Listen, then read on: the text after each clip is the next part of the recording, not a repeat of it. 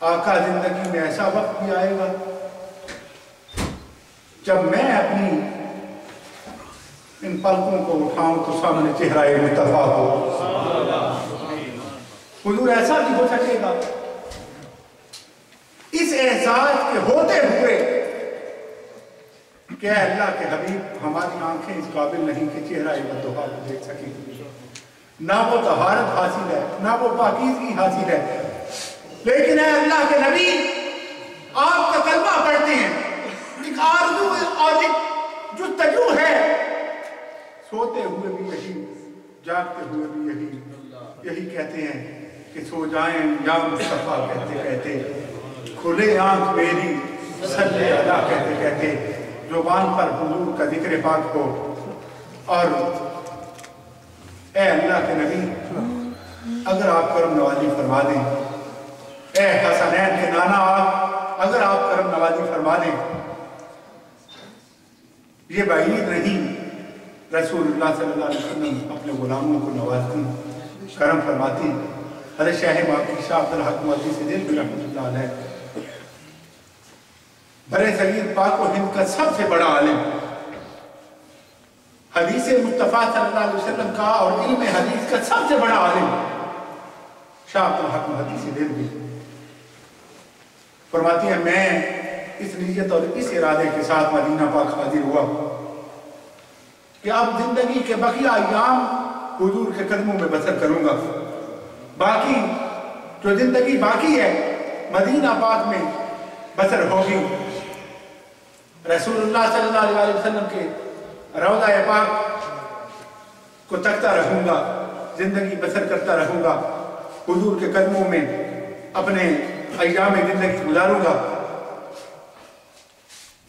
آپ فرماتی ہیں میں نماز عشاء پڑھ کے مدینہ پاک حضور کی مسجد شریف میں اللہ کی بارگاہ میں جبین نیاد جھکی ہو، وہ کیسا سما ہوتا ہے، وہ کیسا منظر ہوتا ہے جب حضور کا غلام اپنے آقا کے قدموں میں رب کی بارگاہ میں کھڑا ہو کے قیام رکوع اور سجود کر رہا ہوتا ہے،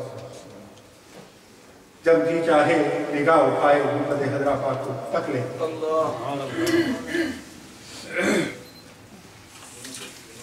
فرماتی ہیں میں نماز عشاء پڑھ کے سویا، آنکھ لگی، مقدر جاگا، رسول اللہ صلی اللہ علیہ وسلم خواب میں تشریف لائے، حضور خواب میں تشریف لائے۔ حضرت شاہ باقی شاہ عبدالحق مودودی سے رحمۃ اللہ علیہ فرماتے ہیں اللہ کے حبیب صلی اللہ علیہ وسلم نے مجھے حکم دیا، فرمایا عبدالحق مدینہ پاک چھوڑو، واپس ہندوستان جاؤ اور جا کے کچھ میرے چاہنے والے میرے جاننے والے لوگ ہیں انہیں میری حدیث پڑھاؤ۔ نعرہ تکبیر، نعرہ رسالت، علماء اہل سنت۔ ماشاءاللہ آج کی ہماری محفل میں ابھی طیبہ اسلامی سینٹر کے امام اور خطیب جناب محترم قاری محمد یونس قادری صاحب تشریف لائے، ہماری کمیونٹی کی معروف شخصیت جناب چودھری اظہر صاحب آپ لالیاں وہ تشریف لائے، جناب محترم سلطان خان صاحب تشریف لائے، محترم ڈاکٹر محمد رفیع صاحب تشریف لائے۔ میں تمام مہمانوں کو خوش آمدید کہتا ہوں، اللہ کے نصاب کا آنا قبول فرمائے۔ تو میں یہ بات عرض کر رہا تھا شاہ محقق شاہ عبدالحق مودودی سے دل بھی رحمۃ اللہ علیہ،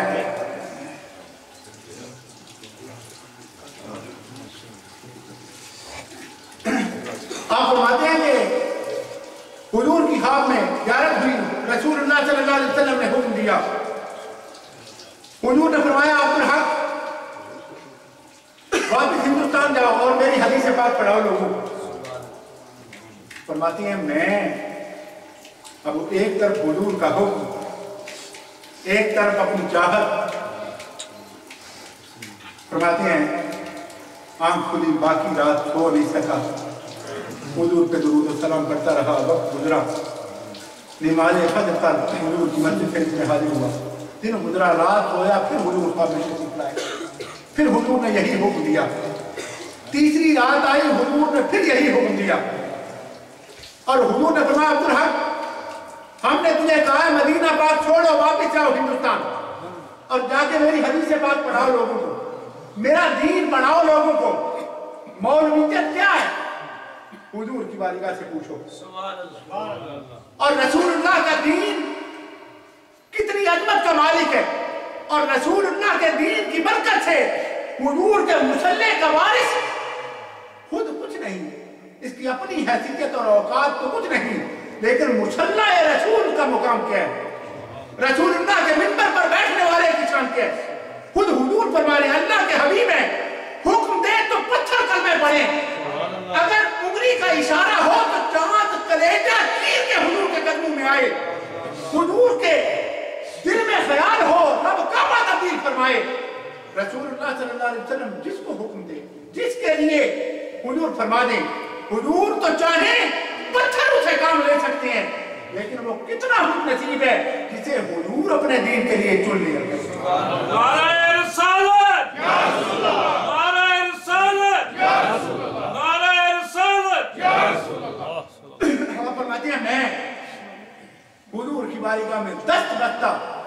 حضرت شیخ محقق شاہ عبدالحق محدث دہلوی, وہ عالم دین, جب تک عبدالحق محدث دہلوی رحمت اللہ علیہ تک سند حدیث نہ جائے, کسی بھی مرتبہ فکر کا عالم ہو, رسول اللہ صلی اللہ علیہ وسلم تک ان کی سند حدیث نہیں پہنچ سکتی. جس بھی مرتبہ فکر کا ہے, پیچھے فیض عبدالحق محدث دہلوی ہے, حدیث کا طالب علم ہو.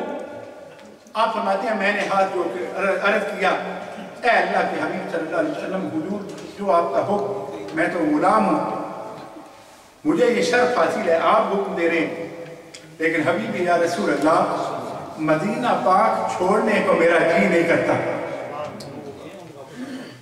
جب جی چاہتا ہے آپ کے قدموں میں حاضر ہوتا ہوں, روضہ پاک کو دیکھ لیتا ہوں. اب یہ تو کوئی وہی جانتا ہے نا جو مدینہ پاک حاضر ہوا ہو کہ روضہ پاک سے جدائی کا وہ منظر کیسا ہوتا ہے. لوگ دیواروں سے لپٹ لپٹ کے رو رہے ہوتے ہیں, یہ تو طیبہ کی محبت کا اثر ہے, ورنہ کون روتا ہے لپٹ کے در و دیوار کے ساتھ. عرض کرتے ہیں میں نے رو کے عرض کیا, یا رسول اللہ مدینہ پاک چھوڑنے کو جی نہیں چاہتا. اب حضور کا کرم دیکھیں, رسول اللہ کی لجپالی دیکھیں. حضور نے فرمایا عبدالحق تم مدینہ پاک چھوڑو, ہندوستان جاؤ, میرے دین کا کام کرو. فرمایا یہاں رہ کر تم جب جی چاہے روضہ پاک کو تکتے ہو, میری تربت نور کی زیارت کرتے ہو, ہم تجھ سے وعدہ کرتے ہیں ہندوستان جا کے میرے دین کا کام کرو. جب تیرا دین چاہے گا, آپ دائیں ہاتھ اپنے رخسار کے نیچے رکھ کے درود و سلام پڑھتے ہوئے چھونا تیرا کام ہے, آپ نے زیارت سے مشرف فرمانا میرا. اللہ اکبر, نعرہ رسالت یا رسول اللہ, نعرہ حیدری یا علی. حضرت شاہ عبدالحق محدث دہلوی فرماتے ہیں اللہ کی عزت کی قسم, زندگی کی ایک شب بھی ایسی نہیں گزری جب میرا جی نہ چاہا ہو میں نماز عشاء پڑھ کے درود و سلام پڑھ کے حضور کی سنت کے مطابق دایاں ہاتھ رخسار کے نیچے رکھ کے سویا نہ ہوں اور رسول اللہ نے کرم نہ فرمایا. فرماتے ہیں ایک رات بھی ایسی نہیں گزری, رسول اللہ ہر رات کرم فرماتے, ہر رات خواب میں تشریف لاتے. اور حقیقت بات ہے کہ جسے چاہا در پہ بلا لیا, جسے چاہا اپنا بنا لیا. بڑے کرم کے ہیں فیصلے, بڑے نصیب کی بات. یہ تو حضور کے کرم کی بات ہے. حضور کے میلاد پاک کی مجلس میں میں اور آپ حاضر ہیں. چند گھڑیاں, چند لمحے حضور کے ذکر پاک کے لیے میسر ہیں. یہ نہ سوچیں کہ ہم الکریم اسلامک سینٹر میں بیٹھے ہیں, یوں تصور لے کے بیٹھے کہ ہم رسول اللہ کے روضہ پاک کے سائے ہیں. اس وقت ہم اپنا جسم تو حضور کی بارگاہ میں روضہ پاک میں پیش نہیں کر سکتے روضہ پاک کے سامنے, لیکن اپنے تصور میں تو روضہ پاک کو لا سکتے ہیں. مسجد نبوی شریف روضہ پاک کا تصور لے کے بیٹھے اور آئیں رسول اللہ کے ذکر پاک سے اپنی سماعتوں کو مزید منور کریں. حضور کی مدح کا اعزاز حاصل کرنے کے لیے, نعت مصطفیٰ صلی اللہ علیہ وسلم کو پڑھنے کا شرف حاصل کرنے کے لیے تشریف لاتے ہیں محترم سید وقار شاہ صاحب, جناب صاحبزادہ سید وقار شاہ صاحب.